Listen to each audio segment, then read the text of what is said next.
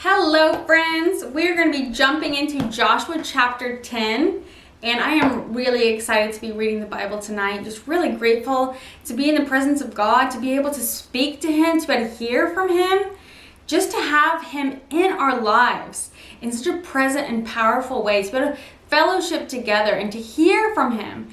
And if there was one book or one thing on earth that you could just dedicate your whole entire life to, and never would it get old or empty or boring, because there's so many intricacies and details, interconnections, and I'm a nerd. I love books. There's only one book that I feel you could dedicate your whole life to, and it would still have so much life in it and lessons in it. So let's jump into Joshua chapter 10. If you haven't already spent some time in prayer, spend some time in prayer. I just did. That might be part of why I'm so excited.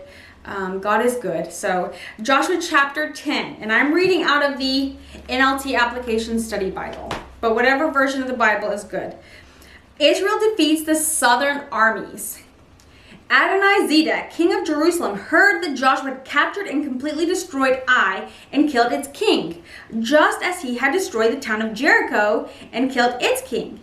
He also learned that the Gibeonites had made peace with Israel and were now their allies. He and his people became very afraid when they heard all this, because Gibeon was a large town, as large as the royal cities and larger than Ai, and the Gibeonite men were strong warriors. So King Adoni-zedek of Jerusalem sent messengers to several other kings, Hoham of Hebron, Piram of Jarmuth, Japhia of Lachish, and Debir of Eglon. "Come and help me destroy Gibeon," he urged them, "for they have made peace with Joshua and the people of Israel." So these 5 Amorite kings combined their armies for a united attack. They moved all their troops into place and attacked Gibeon. Ooh. The men of Gibeon quickly sent messengers to Joshua at his camp in Gilgal. "Don't abandon your servants now," they pleaded. "Come at once, save us, help us, for all the Amorite kings who live in the hill country have joined forces to attack us." So Joshua and his entire army, including his best warriors, left Gilgal and set out for Gibeon. "Do not be afraid of them," the Lord said to Joshua, "for I have given you victory over them." Before the battle even begins, "I have given you victory over them. Not a single one of them will be able to stand up to you." Joshua traveled all night from Gilgal and took the Amorite armies by surprise. The Lord threw them into a panic, and the Israelites slaughtered great numbers of them at Gibeon. Then the Israelites chased the enemy along the road to Beth Horon, killing them all along the way to Azekah and Makkedah. As the Amorites retreated down the road from Beth Horon, the Lord destroyed them with a terrible hailstorm from heaven. They continued until they reached Azekah. The hail killed more of the enemy than the Israelites killed with the sword, the power of God. On the day the Lord gave the Israelites victory over the Amorites, Joshua prayed to the Lord in front of all the people of Israel. He said, "Let the sun stand still over Gibeon, and the moon over the valley of Ahialon." So the sun stood still, and the moon stayed in place until the nation of Israel had defeated its enemies.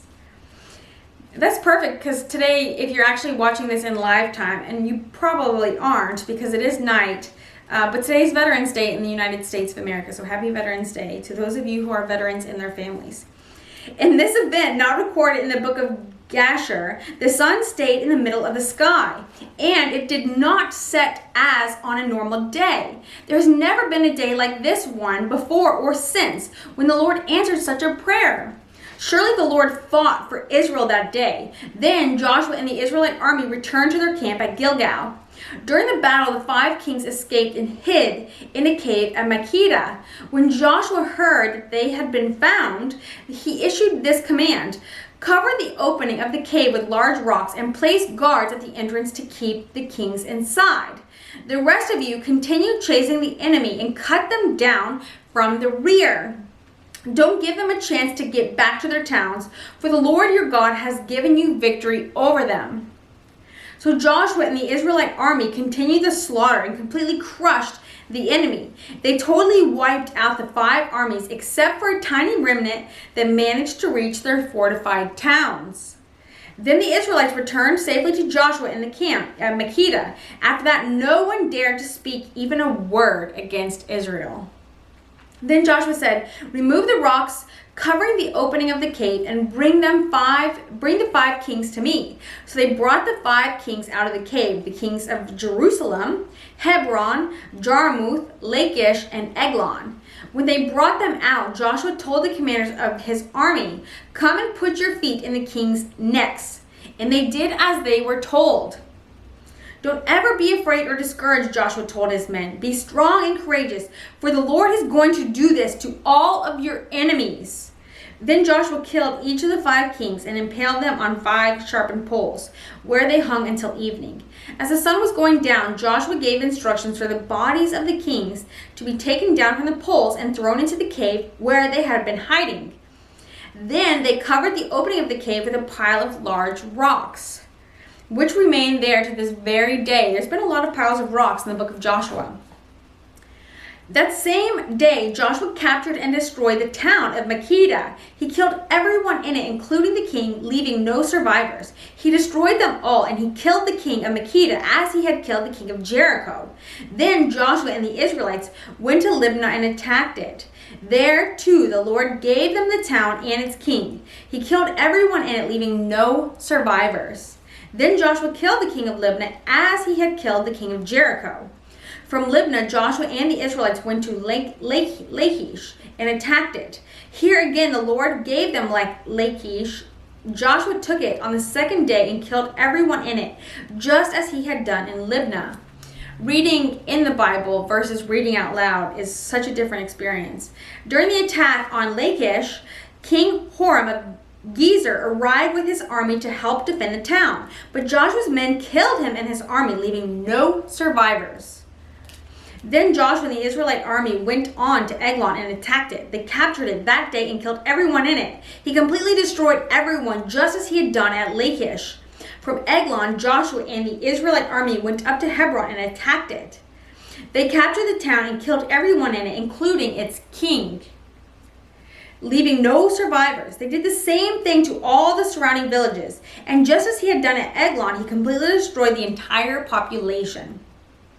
Then Joshua and the Israelites turned back to attack Debir. He captured the town, its king, and all the surrounding villages. He completely destroyed everyone in it, leaving no survivors. He did to Debir and its king just what he had done to Hebron and to Libnah and its king.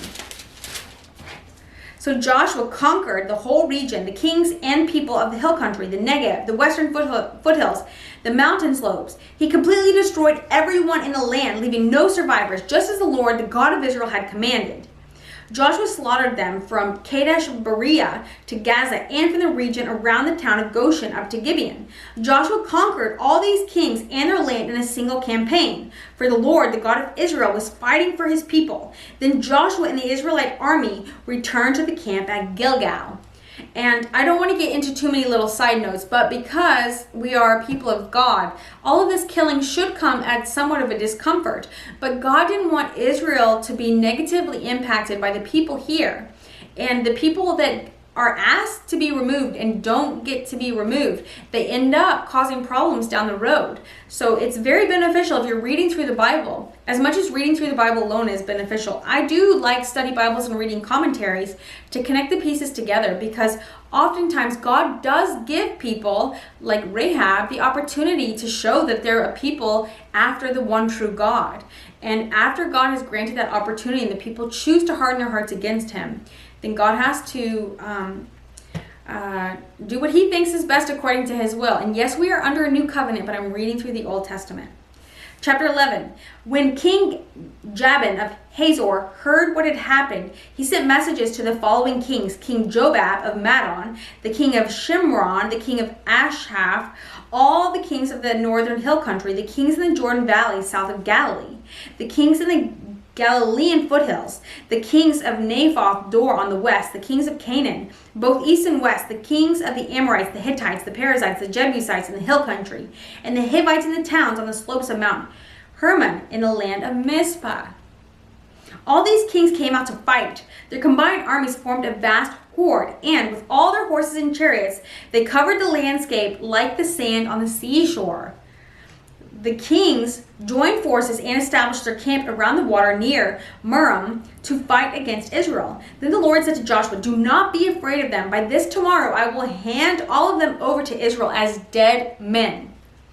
Then you must cripple their horses and burn their chariots." So Joshua and all his fighting men traveled to the water near Merom and attacked suddenly, and the Lord gave them victory over their enemies. The Israelites chased them as far as Greater Sidon and Mizrath-Maim and eastward into the valley of Mizpah until not one enemy warrior was left alive. Then Joshua crippled the horses and burned all their chariots as the Lord had instructed. Joshua then turned back and captured Hazor and its king. Hazor had at one time been the capital of all these kingdoms. The Israelites completely destroyed everything in the city, leaving no survivors. Not a single person was spared. And then Joshua burned the city. Joshua slaughtered all the other kings and the people, completely destroying them, just as Moses, the servant of the Lord, had commanded. But the Israelites did not burn any of the towns built on mounds except Hazor, which Joshua burned. And the Israelites took all the plunder and livestock of the ravaged towns for themselves, but they killed all the people, leaving no survivors, as the Lord commanded his servant Moses. So Moses commanded Joshua, and Joshua did as he was told, carefully obeying all the commands the Lord had given to Moses.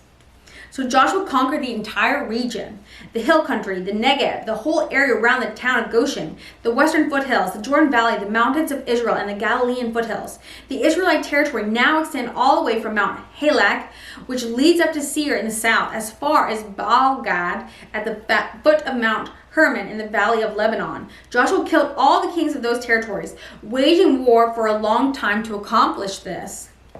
No one in this region made peace with the Israelites except the Hivites of Gibeon. All the others were defeated, for the Lord hardened their hearts and caused them to fight the Israelites. So they were completely destroyed without mercy, as the Lord had commanded Moses.